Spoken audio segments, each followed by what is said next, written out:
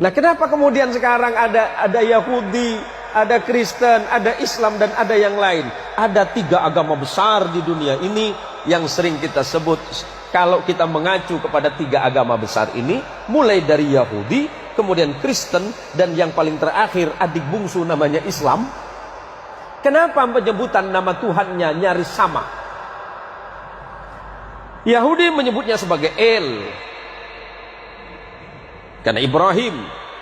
Taurat menyebutnya Abraham, Injil menyebutnya Abraham, Quran menyebutnya Ibrahim.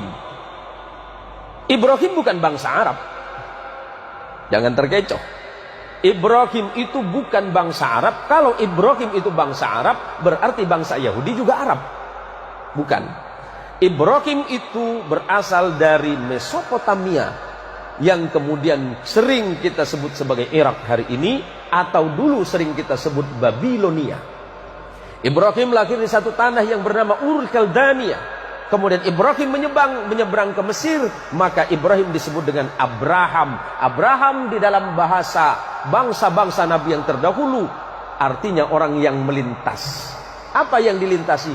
Gurun. Ibrahim menikah dengan perempuan Mesir yang bernama Sarah, melahirkan anak laki-laki yang bernama Ishak. Kemudian Ibrahim menikah lagi dengan perempuan yang berasal dari Palestina. Injil sering menyebutnya Kanaan atau Filistin. Punya anak laki-laki namanya Ismail. Maka ujung El itu menunjukkan Tuhan. Kalau ada nama Daniel, Samuel, yang LLLL, itu berarti Tuhan di dalam bahasa Ibrani. Kemudian anak keturunannya, saya singkat saja. Ibrahim punya anak namanya Ishak, menurunkan anak laki-laki namanya Jacob di dalam Injil. Quran menyebutnya Yakub. Kemudian Allah menyebutnya Israel. Injil menyebutnya Ezrael. Ezra artinya kekasih, El artinya Tuhan, karena Yakub adalah kekasih Tuhan atau kekasih Allah. Yakub punya anak 12 orang bersaudara yang sering disebut sebagai Bani Israel, karena anak keturunan Yakub.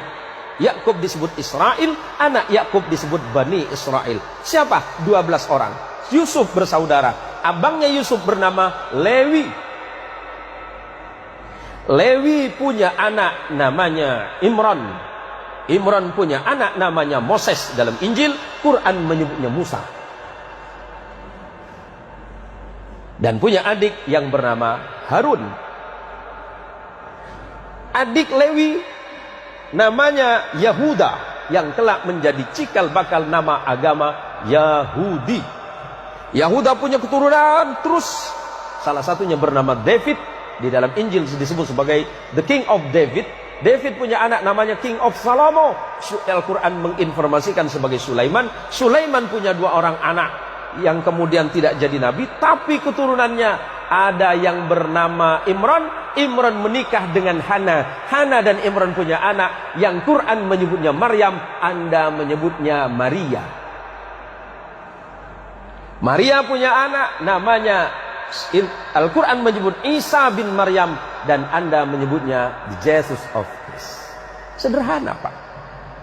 Kenapa berbeda? Itu masalah iman saja. Hari ini kita tidak sedang mempertentangkan iman, tetapi bagaimana kemudian kita merajut perbedaan-perbedaan yang ada untuk menjadi sebuah sumber kekuatan bagi sebuah bangsa besar yang bernama manusia. Lebih-lebih kita adalah bangsa Indonesia yang luar biasa. Tepuk tangan untuk Indonesia, Pak.